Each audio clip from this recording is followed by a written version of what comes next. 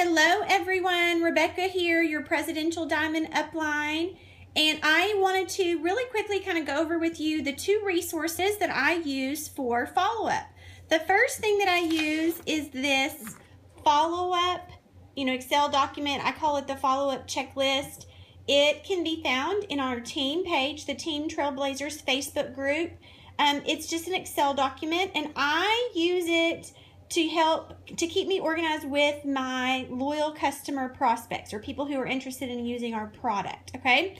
So I simply, when I make connection with them, whether or not I reach out to them or they reach out to me and they show some type of an interest on our products, they get moved to my follow-up sheet. So I'm not talking about my hundreds list or how I make initial contact with people. That's a different topic. But today we're just talking about follow-up, or I'm talking about follow-up in this particular video. So I just simply write their name down, their number and email, how I initially got in contact with them. Maybe I blitzed them. Maybe they're my Facebook friend. Maybe they were from an expo or a party, or I met them on Instagram. I mean, there's tons of different ways that we meet people. So I write in here how I initially met them and the products that they're interested in, and I always put the date in here as well. And then when it's time for me to follow up with them and check back in, then I just make note of it.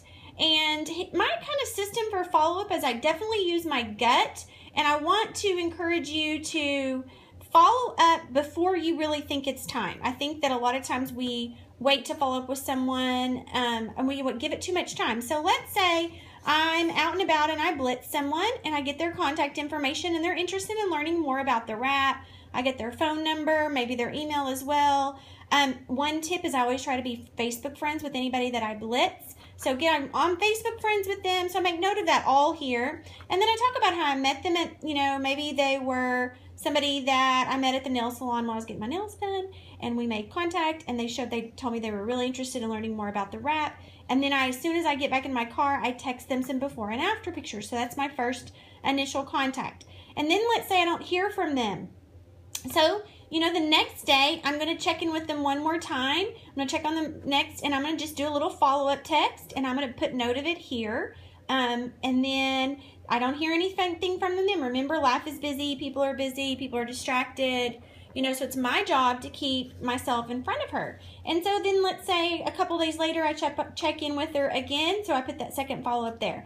And then I still don't hear anything. Then I might give it about, 4 or 5 days, and then I'll follow up again. So this note is how I follow up. I give someone 6 times of just not answering me at all, and then I just kind of leave them be for a little bit, and then when the company comes out with a new promotion or it's the new season and I know people are wanting wraps, that kind of thing, then I'll use, I'll do a follow-up as well there. But this is how I do that. I keep this running list, and then I have a bunch of these stapled together. I keep them printed, and I keep them in, with me at all times in my other notebook. I just kind of slip them in. I also use the binder approach, so I have a section of it section off from my binder. So it just kind of depends on what works best for you, but this is the sheet I use for loyal customers, and that's how I go about it. All right? And then I use a notebook for my distributors. And for people I'm really wanting to get to know more, really want them in my business as a distributor, and they've shown some kind of interest. So again, this is follow-up. This is not my initial way of reaching out to them. This is just how I follow up them once they've shown interest. So I wanted to show you my little notebook. First of all, for me, I think it's really important that you know who your ideal teammate is. Who do you want on your team? What does that person look like? What is she like? What is he or she like? And that kind of thing. So I type that out, so that way I know who I'm looking for. I'm going to be aware when I come across them, when I blitz them, find them on social media, that kind of thing. And then I have a prayer here that I like to pray, as I'm working on my follow-up. It's just to remind me what my purpose is. So I have a prayer in there. And then I'm going to have this. And then I have, my sponsoring goals, how I'm going to go about doing it. I have a goal to enroll 6 distributors a month. That's my goal I want to get to. And this is the ways I have it to go about it.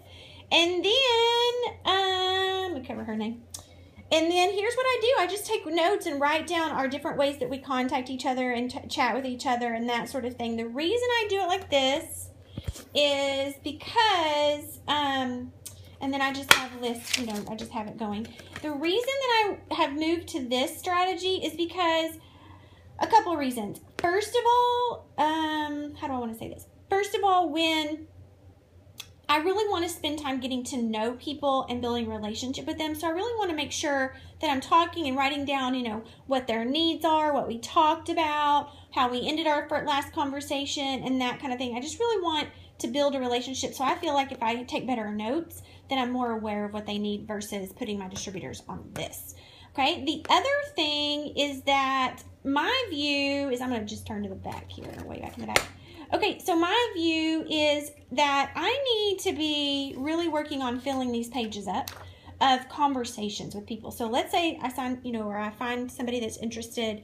They tell me they want to know more about it, so their name goes up here. My job is to spend time getting to know them, finding their needs, chatting with them, checking in on them, following up, and then liking and commenting their stuff they're posting on Facebook, Instagram, just building that relationship. So as I'm doing that, I want to take note of that. And I know I need to fill up this page before that person's really going to be ready to enroll in my business. So that means I have to spend time with that person, invest in our relationship. And then I also know, like I'm at the back of this book, I also know that I have to have more of those going on than one. So I know that it takes me, I need to fill up a page to sign one person, but I also need to be like filling up 10 pages before one person signs, because I know that this business takes time, and this is not a sprint, it's a marathon. So I want to build relationships with people and keep up with our conversations. And I just love this notebook because it gives me that feeling of I'm really investing in these people. Okay. So these are the two ways that I use follow-up for my follow-up and my check-in and with people. I like to call it check-in time. Call it whatever you want, but it's our job to follow up with people, stay in front of them, connected with them. People need to say no to something 6 or 7 times before they're ready to say yes. So I want to be the person they say yes to because I've stayed in contact with them and built relationships with them. So that is key to all of this. All right? Okay, guys, let me know if you have any questions in the comments. Best of luck.